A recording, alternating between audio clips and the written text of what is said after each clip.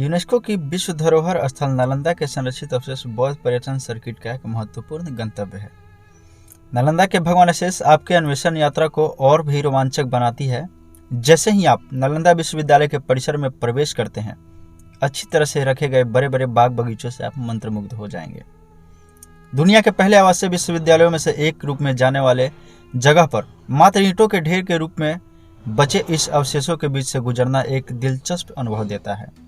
जी हाँ, बिहार की राजधानी पटना से लगभग 90 किलोमीटर की दूरी पर स्थित नालंदा विश्वविद्यालय के खंडहर आज भी उतने ही प्रासंगिक हैं जितना कि अपने वैभव काल में हुआ करते थे। बताया जाता है कि नालंदा बौद्ध महाविहार की स्थापना सम्राट कुमार गुप्त ने करवाया था।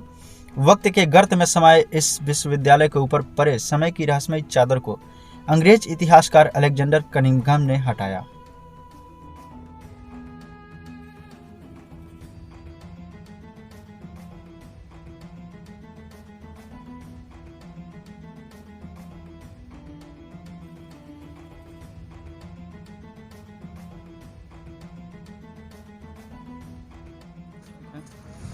नमस्कार, आप देख रहे हैं प्रयास न्यूज़ और मैं हूं बंटी। और अभी आप देख रहे हैं धरोहर सीरीज़ का ये वीडियो। अभी हम पहुंचे हैं नालंदा ज़िले के नालंदा का जो खंडहर कहा जाता है वहां पर हैं। यहाँ के इतिहास के बारे में जानेंगे कि क्या कुछ इतिहास रहा है। जैसे कि आप पीछे में देख सकते हैं कि हमारे नालंदा का खंडहर है। यहाँ का क्या इतिहास है, यहाँ पर क्या क्या है, इन सब के बारे में वीडियो में आपको आगे जानने को मिलेगा। वास्तव में पर्यटकों के आकर्षण का केंद्र बना 14 हेक्टेयर के क्षेत्रफल में फैला यह खंडहर अतीत में बौद्ध भिक्षुओं के निवास और अध्ययन एवं अध्यात्म के उद्देश्य से बनाया गया था। लेकिन पठन पाठन में बौद्ध भिक्षुओं की धीरे धीरे गहरी रुचि होने के कारण यह बौद्ध महाविहार धीरे धीरे विश्वविद्यालय का रूप धारण कर लिया। दुनिया का पहला आवासीय विश्वविद्यालय था नालंदा। भगवान बुद्ध के प्रमुख शिष्यों में से एक सारिपुत्र का जन्म भी नालंदा में ही हुआ था। नालंदा के विद्वान भिक्षुओं ने तिब्बत और चीन में बौद्ध धर्म का प्रचार प्रसार किया, जिस कारण विदेशी लोग भी नालंदा की तरफ आकर्षित होने लगे। इतिहासकारों के अनुसार इस विश्वविद्यालय में 2 समसमितियां कार्य करती थी। पठन पाठन, पुस्तकों का प्रबंध, पाठ्यक्रमों का निर्धारण आदि का कार्य शिक्षा समिति के जिम्मे होती थी और विश्वविद्यालय के आय व्यय, भवनों के निर्माण, छात्रावास और भोजन आदि की व्यवस्था प्रबंधक समितियां करती थी। नालंदा विश्वविद्यालय संभवतः दुनिया का पहला आवासीय विश्वविद्यालय था जिसमें 10,000 से अधिक छात्र एक साथ शिक्षा ग्रहण करते थे। दाखिला से पहले होती थी बौद्धिक परीक्षा। समुद्र तल से 67 किलोमीटर की ऊंचाई पर स्थित इस विश्वविद्यालय की महिमा का उल्लेख चीनी यात्री हेनसांग ने, जो स्वयं इस विद्यालय का छात्र था, लिखता है कि इसमें प्रवेश के लिए छात्रों को कई तरह की प्रक्रियाओं से होकर गुजरना पड़ता था। विश्वविद्यालय में प्रवेश पाने के इच्छुक छात्र पहली परीक्षा विश्वविद्यालय के प्रवेश द्वार पर खड़े द्वारपालों द्वारा ली जाती थी। इस प्रारंभिक परीक्षा में पास होने के बाद आचार्य और प्राचार्य छात्र के बौद्धिक ज्ञान का आकलन करते थे, तब जाकर कहीं विश्वविद्यालय में प्रवेश मिल पाता था। वह आगे लिखता है कि नालंदा विश्वविद्यालय में अध्ययनरत छात्र आचार्य और भिक्षुक प्रकांड विद्वान होते थे, जिन्हें समाज में सम्मान की नज़र से देखा जाता था। वह लिखता है, यहाँ शिक्षा का स्तर बहुत ऊंचा था, जिस कारण चीन, तिब्बत, कोरिया आदि देशों के अनेक छात्र सालों तक शिक्षा ग्रहण करते थे। शांतरक्षिक नामक विद्वान यहाँ के प्रकांड विद्वानों में से एक था। 10,000 छात्रों को पढ़ाते थे 2,000 आचार्य। नालंदा की खुदाई से मिले पुरातात्विक प्रमाणों में यह स्पष्ट होता है कि 10,000 छात्रों एवं 2,000 आचार्य यहाँ पढ़ाते थे। विश्वविद्यालय के रख रखाव, छात्रों के खान पान आदि के खर्च को पूरा करने के लिए तत्कालीन राजा महाराजाओं को धनाढ्य लोगों का राजाश्रय प्राप्त था। जावा नरेश ने दान में दिए थे 5 गांव। नालंदा के बिहार में से एक की खुदाई से मिले पाल नरेश देवपाल के ताम्रपत्र में जावा नरेश द्वारा विश्वविद्यालय को 5 गांव दान में देने की याचना की गई है। ऐतिहासिक प्रमाणों से स्पष्ट होता है कि बुद्धगुप्त ने एक विहार बनवाया था।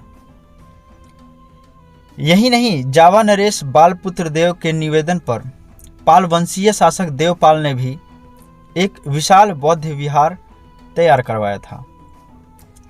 योजनाबद्ध तरीके से हुआ था निर्माण। नालंदा की पुरातत्व खुदाई में मिले साक्ष्यों से यह स्पष्ट होता है कि ईंटों के और पत्थरों से निर्मित बौद्ध विहारों का निर्माण योजनाबद्ध तरीके से हुआ था। यही नहीं, नहाने के और खाने के भी निश्चित स्थान हुआ करते थे। नालंदा के मुख्य विश्वविद्यालयों में से 7 व्याख्यान कक्ष और 300 कमरे छात्रावास के भी हुआ करते थे। वेनसांग और इत्सांग ने अपने यात्रा के विवरणों का उल्लेख करते हुए लिखा है कि विश्वविद्यालयों में 200 गांव दान में मिले थे। दग्गे छात्रावास में रहने की अनुमति विश्वविद्यालय में दाखिला के क्रम के आधार पर दी जाती थी। महाविश्वविद्यालय छात्रों के निवास और भेजने की व्यवस्था फ्री थी। मोहम्मद बिन बख्तियार खिलजी ने विश्वविद्यालय को बना दिया था खंडहर। कहते हैं दिन के उजाले के साथ रात धूप अंधेरा भी छिपा होता है।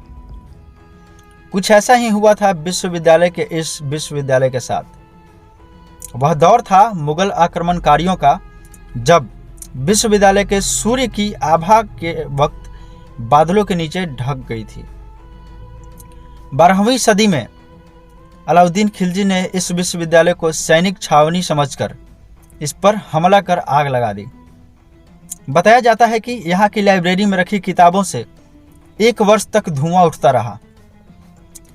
10 मंदिर, 8 भवन और पुस्तकालय था नालंदा विश्वविद्यालय में।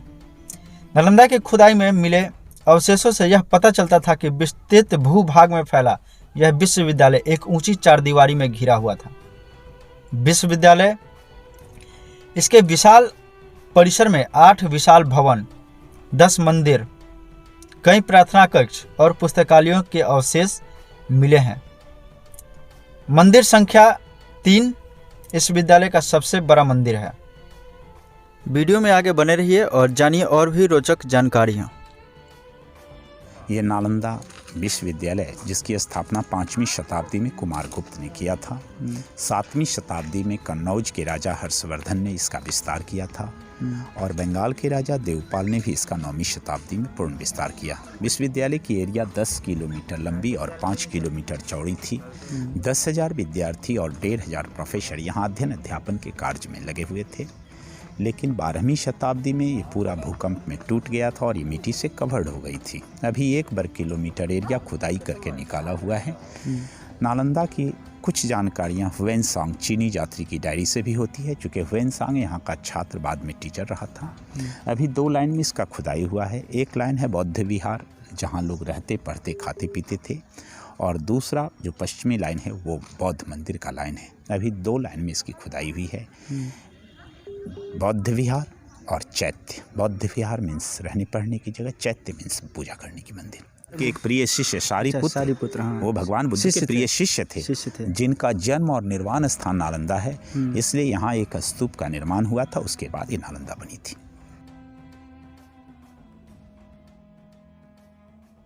वीडियो अगर आपको अच्छी लगी हो तो लाइक करें, शेयर करें और अपना कीमती सुझाव कमेंट बॉक्स में दें।